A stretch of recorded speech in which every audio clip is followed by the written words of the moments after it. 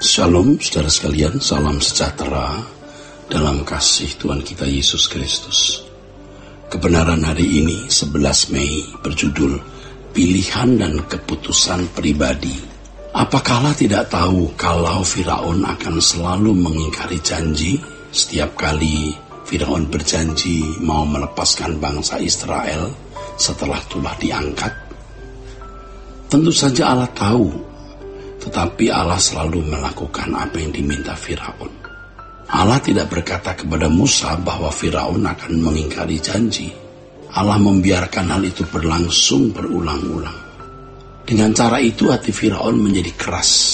Demikianlah Allah tidak masuk ke dalam pikiran atau hati seseorang untuk mengubahnya menjadi keras atau menjadi lembut. Tetapi melalui kejadian-kejadian yang dialami. Dalam kehendak bebasnya meresponi kejadian-kejadian tersebut bisa membuat hati seseorang menjadi keras atau lembut. Jadi melalui kejadian-kejadian yang dialami seseorang dalam kehendak bebasnya meresponi kejadian-kejadian tersebut bisa membuat seseorang menjadi keras atau lembut.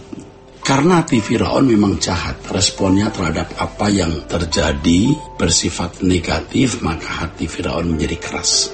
Jadi pilihan dan keputusan akhir tetap pada individu. Apakah hatinya menjadi keras atau tidak. Allah juga membuat hati Firaun menjadi keras ketika orang-orang Mesir kena barah. Baik rakyat maupun ahli-ahli sihirnya, tetapi Firaun sendiri tidak terkena barah. Melalui kejadian ini hati Firaun dikeraskan. Ini adalah prinsip penting. Seperti kisah Yudas, Allah tidak berintervensi ke dalam hati Yudas yang membuat Yudas menjadi tidak jujur. Allah tidak berintervensi ke dalam hati Yudas sehingga Yudas menjadi tidak setia dan jahat, yang kemudian mengkhianati gurunya.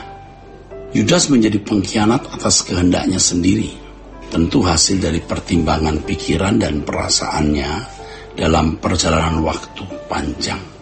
Yudas sudah terbiasa tidak jujur mengenai keuangan. Maka ia menjadi jahat, saudara. Maka ia menjadi jahat dan menjadi tidak setia.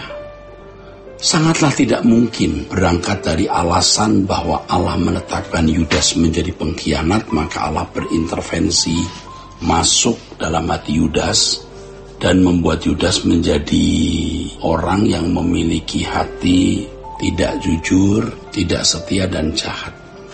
Memang ada nubuatan bahwa satu dari antara 12 orang-orang dekat Yesus akan mengangkat tumitnya melawan Yesus. Ya, ada nubuatan bahwa satu dari antara orang-orang dekat Yesus akan mengkhianati Yesus. Namun harus dipahami bahwa nubuatan bukan penetapan. Nubuatan diberikan guna membuktikan bahwa Yesus adalah juru selamat yang benar. Bahwa dia, ya Yesus, adalah utusan Allah yang benar. Bukan yang lain. Yesus dari Nazaret bukan Yesus yang lain. Bahwa Yesus adalah juru selamat yang benar. Bahwa Yesus dari Nazaret itu utusan Allah yang benar. Bukan yang lain, saudaraku. Maka ada nubuat.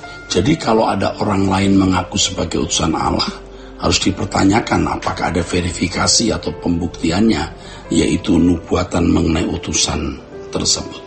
Perjalanan hidup Yesus dari lahir di Bethlehem, masuk Yerusalem, naik keledai, dikubur lalu bangkit, semua ada nubuatannya. Termasuk nubuatan bahwa satu dari orang dekatnya akan berkhianat kepadanya. Banyak peristiwa yang terkait dalam hidup Yesus sudah ada nubuatan sebelumnya, saudara. Semua nubuatan meneguhkan kebenaran Injil dan membuktikan bahwa memang dia adalah utusan Allah. Tidak ada yang lain. Ketika Yesus mulai memilih murid-muridnya, dia berkata, satu di antara kamu iblis. Ini pernyataan Tuhan Yesus, ya, bahwa satu dari antara murid-murid itu adalah iblis. Hal itu dikatakan Yesus karena memang sudah ada nubuatan, saudara. Yesus mengikuti nubuatan yang sudah ada, bahwa salah satu yang dekat dengan dia akan berkhianat. Tetapi orang tersebut tidak harus Yudas. bisa siapa saja, salah satu dari murid-murid Yesus. Yudas tidak dirancang untuk berkhianat.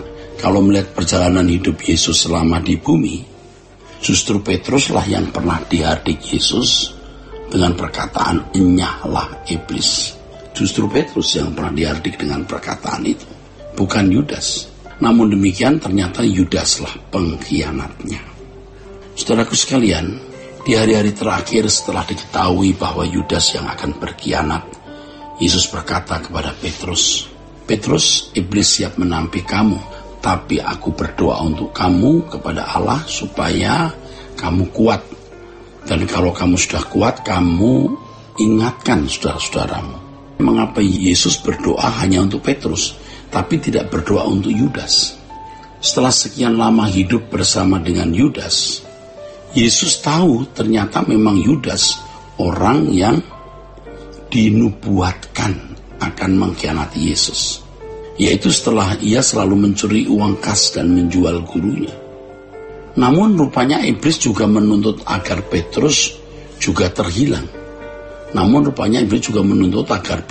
juga terhilang. Artinya supaya berkhianat gitu. Rupanya iblis menuntut agar Petrus juga terhilang. Padahal yang dinubuatkan hanya satu. Itulah sebabnya Yesus berdoa untuk Petrus agar tidak terhilang. Dan faktanya kemudian Petrus bertobat. Pertobatannya melalui suara ayam berkokok. Ketika di meja perjamuan terakhir Yesus menyatakan bahwa ada satu di antara murid-muridnya akan berkhianat, mereka mencari siapa yang akan menyerahkan Yesus. Pernyataan Yesus tersebut sebenarnya merupakan peringatan bagi Yudas agar ia bertobat. Tetapi Yudas tetap mengeraskan hati memilih mengkhianati gurunya, sehingga iblis masuk di dalam dirinya. Itulah pilihan dan keputusan Yudas sendiri. Nubuatan memang mengatakan bahwa satu dari 12 murid Yesus akan berkhianat, tetapi di dalam nubuat itu tidak ditunjuk harus Yudas pelakunya. Memang kemudian ada ayat yang mengatakan bahwa Yudas adalah anak kebinasaan. Ketika disebut anak kebinasaan, peristiwa pengkhianatan Yudas sudah berlangsung. Injil ditulis beberapa puluh tahun setelah peristiwa itu terjadi. Setelah diketahui Yudaslah memang yang berkhianat. Saudaraku sekalian, Allah adalah Allah yang memberikan kepada manusia kebebasan untuk menentukan keadaan atau nasib kekalnya. Bukan karena Allah yang menskenario atau menentukan. Demikianlah kebenaran hari ini, saudara. Kiranya kebenaran hari ini memberkati kita sekalian. Sola Gracia.